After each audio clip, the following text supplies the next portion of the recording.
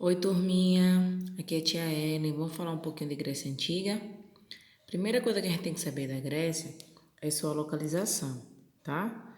A Grécia é bastante recortada, por isso que o que une a Grécia é o Mar Egeu. A Grécia é tudo que o Mar Egeu toca.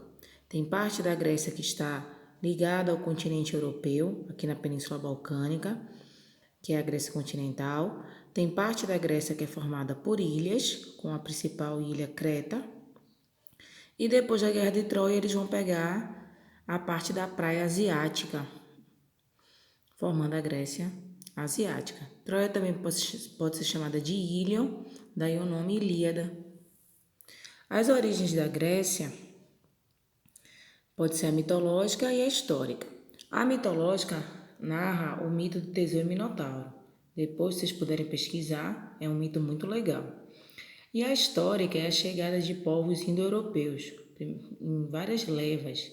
Vieram os jônios, os eólios, os aqueus e os dórios. Os períodos da Grécia podem ser subdivididos em pré-homérico, homérico, clássico e helenístico. O pré-homérico é onde existiam aquelas primeiras comunidades, tipo vilas, só que eles chamavam de gênios.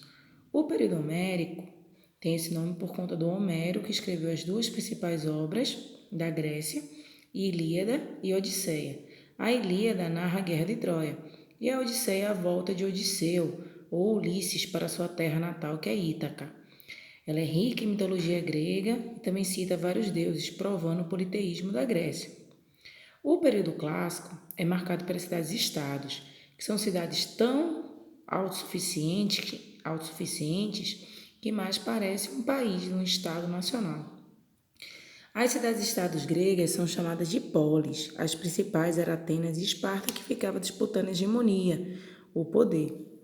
O período helenístico é quando a Grécia é dominada pela Macedônia e mesmo assim ela cresce, porque Alexandre o Grande leva a cultura grega para onde ele vai. O que é que tem de característico de Atenas que a gente tem que guardar, né? É uma cidade-estado voltada para a política, para a cultura, para a filosofia. Os principais filósofos, Sócrates, Platão e Aristóteles, viveram lá.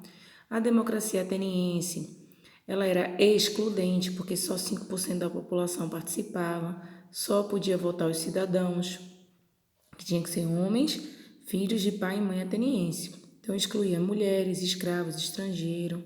A sociedade de Atenas, nessa parte de cidadãos, tem vários nomes específicos, só que aqui eu fiz um resumo para vocês, preferi colocar assim: cidadãos, metecos e escravos. Metecos significa estrangeiros. O que é que eu tenho que guardar de Esparta?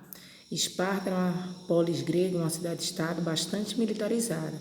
A educação era militar, os meninos eram retirados das mães aos 7 anos de idade e eram colocados numa espécie de treinamento militar para eles começarem a ser guerreiros. Então, os homens estavam voltados para a guerra e assuntos públicos e as mulheres tinham que ter aquele corpo saudável para criar futuros guerreiros, gerar bons bebês. A sociedade de Esparta era dividida em espartanos, que eram os chefes militares, os periecos, que era a sociedade livre, e os ilotas, que era o nome específico que eles davam para os escravos. Da Grécia, a gente não pode esquecer das guerras, né? As guerras médicas foi quando os persas invadiram a Grécia e os gregos se uniam para defender, tá? O filme 300 mostra isso. Depois que os persas invadiram, Atenas teve a ideia de fazer a Liga de Delos. Na ilha de Delos, eles vão guardar os tesouros necessários para se os persas voltarem a invadir. Só que depois Atenas pegou esses tesouros e embelezou Atenas, fez dela uma grande cidade-estado. Esparta ficou chateada e fez a Liga do Peloponeso para lutar contra os atenienses. Essa guerra de Esparta contra Atenas ficou conhecida como Guerra do Peloponeso. Isso enfraqueceu a Grécia, possibilitando o domínio dos macedônicos por Alexandre o Grande ou Alexandre o Magno, que é a mesma coisa. Estudem bastante, leiam seu módulo, respondam direitinho, tá? Se cuidem bem que depois eu vou vir falando mais de Grécia nas questões. Beijo, amo vocês.